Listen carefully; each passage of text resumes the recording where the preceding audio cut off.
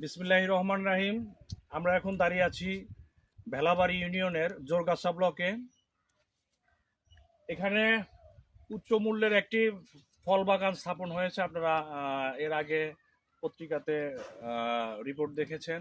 আজকে আমরা সরজমিনে এসেছি। আমি উপসহকারী কৃষি কর্মকর্তা জাহিদ হাসান। দাঁড়িয়ে আছি আঙ্গুরের প্লটে, জোরগাছা গ্রামের জোরগাছা পূর্ব পাড়াতে। আমার এখানে স্মার্ট চাষি বলি আমি, উনি একজন স্মার্ট চাষি প্লাস স্টুডেন্ট উনি। তো ভাতিজা, আমি আসলে জানতে চাইলাম যে এটা কবে নাগাদ এই বাগানটা করা হয়েছিল?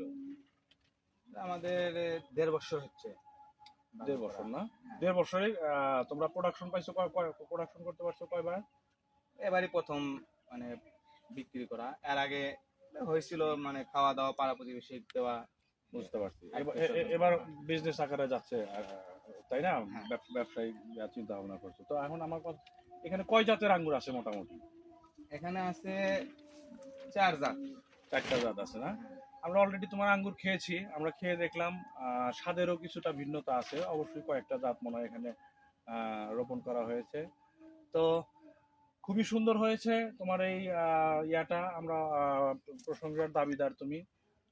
আমি দেখি কৃষি অফিসের মাধ্যমে তোমাকে কোনো ইয়ার আওতায় আনা যায় কিনা। তো ধন্যবাদ বাতিজা। হ্যাঁ, ঠিক আছে।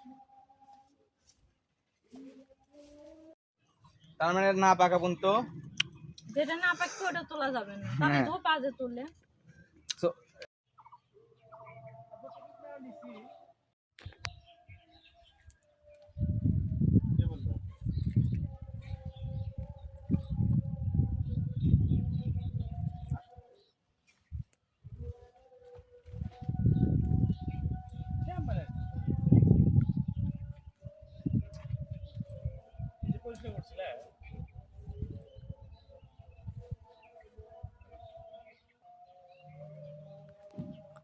আচ্ছা, ছাদে দিলে হবে না?